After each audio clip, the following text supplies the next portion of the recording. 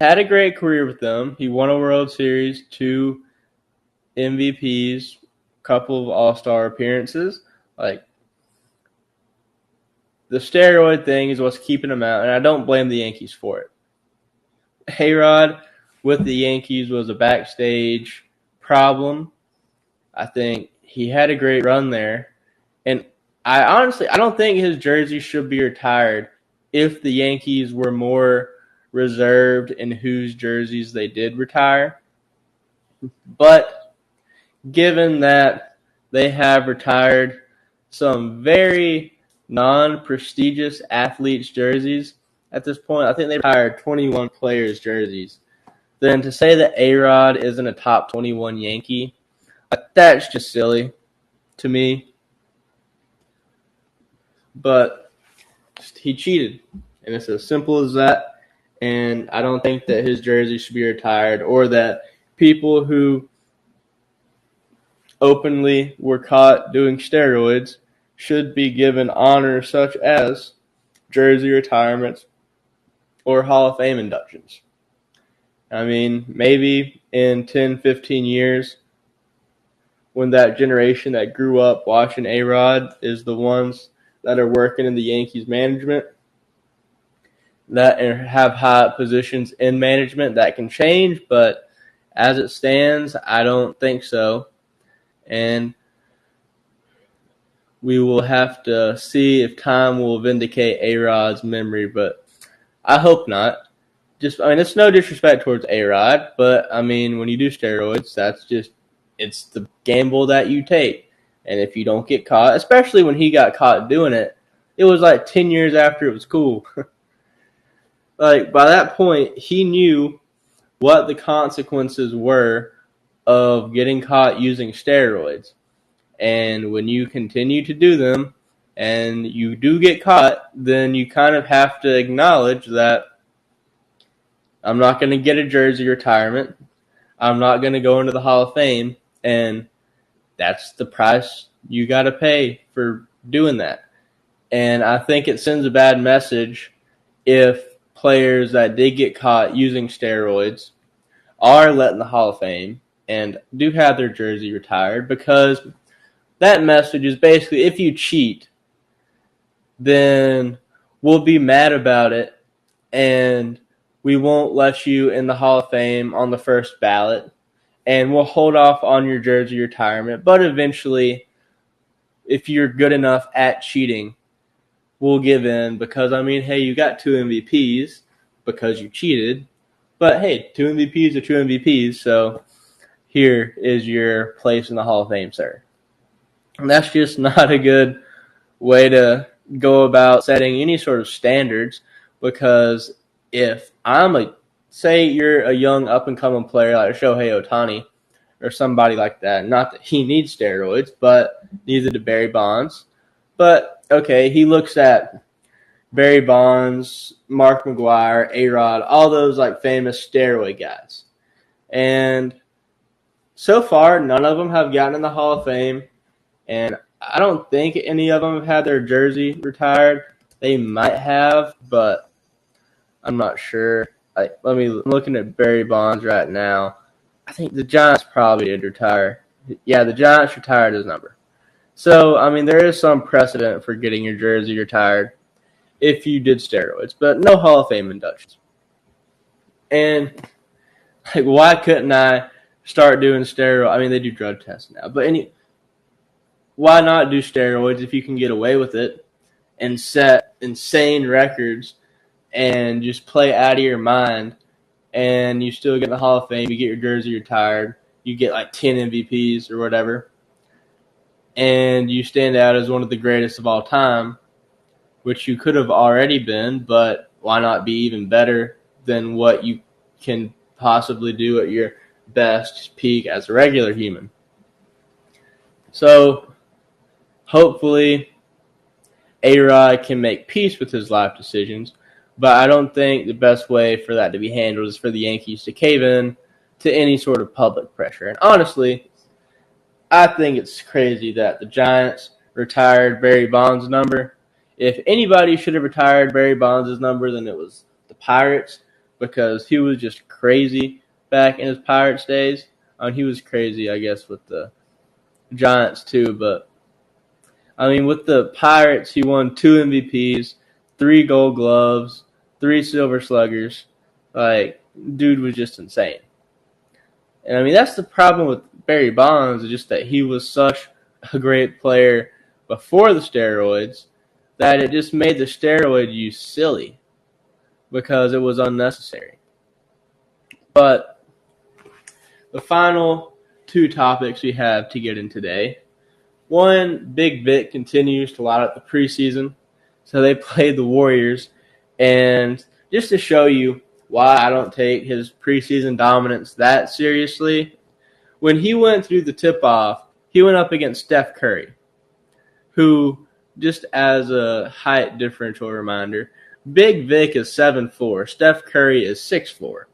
So, I mean, it's a joke, the preseason is. It's fun, and it was a funny moment, but, I mean, players aren't taking it super serious. But I did see a 90-second clip on X, and this was 90 seconds of game time. In this 90 seconds, he scored 6 points.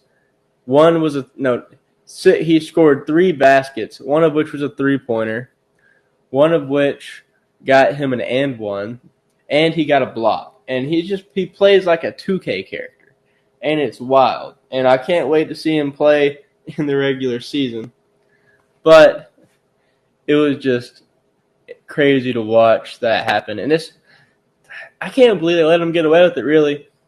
I mean, once again, it's a preseason, so they're not trying as hard. But, I mean, to have some scrawny guy just driving in on you like that, nobody's trying to put him on the ground, like, it's just crazy. And it's also just bizarre seeing somebody that's 7'4" facing up and playing out at the three-point line. To me, I'm an old head, mentally at least. It goes against everything that like my basketball fundamentals tell me. I think if you're 7'4", then you belong in the paint, but that's just not the league that exists anymore. But it's just weird to see. And finally, so I've talked a decent bit about WWE and AEW on this podcast, but there is 2 more major wrestling promotions in the country. Well, there's more than that, but they are Impact Wrestling and NWA Wrestling, the National Wrestling Alliance, which if anybody listening to this was watching wrestling in the 80s, then you know all about the NWA. But Impact Wrestling used to be known as TNA, and it was known as TNA for about 15 years or so. It was TNA when I was a kid watching it on Spike TV. Then they changed their name to Impact, and they just announced today that starting in 2024, they will once again be going by the TNA initials. So Total Nonstop Action Wrestling will be back, and I'm excited. If you look into the history of the TNA name, if you ever heard the phrase TNA and you think it has some dirty connotations, that is not a coincidence. That's exactly where they got the name from. But Total Nonstop Action is also just a cool name for a wrestling company, despite what the innuendo might say. And it's also just nostalgic. And I think it will bring back a lot of fans. Maybe not a lot. It'll bring back a decent amount of fans who have zoned out of the product ever since they changed the name. Just because, oh, cool, TNA is back. Because Impact, any sports organization that doesn't have a 3 or 4 letter initial just isn't going to get as far because it doesn't roll off the tongue like Impact Wrestling. Now, that's just a lot to say, and so does TNA. So I think that's a good step in the right direction. And it's good to see that TNA is starting to try to get back in the race, because there was a time for a handful of years where they were the number 2 wrestling company in the world. And they've just fallen off a cliff ever since Hulk Hogan and Eric Bischoff joined the roster, Ric Flair. They basically just became a retirement home for old WWE guys. And it really hindered what they were supposed to be about, which was young, innovative talent like AJ Styles, the Motor City Machine Guns, Christopher Daniels, etc. And maybe they can get back to that and get back up to the point where they're a viable third contender, and maybe they can get a good TV deal. I know it sounds like, WWE is about to leave USA Network, so they could maybe fill that void by getting a deal at USA.